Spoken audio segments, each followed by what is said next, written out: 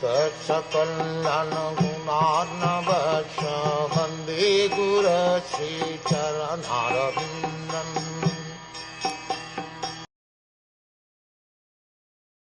A person who knows the principles of religion does not kill an enemy who is careless, intoxicated, insane, asleep, afraid, or devoid of his chariot. Nor does he kill a boy, a woman, a foolish creature, or a surrendered soul. An enemy who does not resist is never killed by a warrior who knows the principles of religion.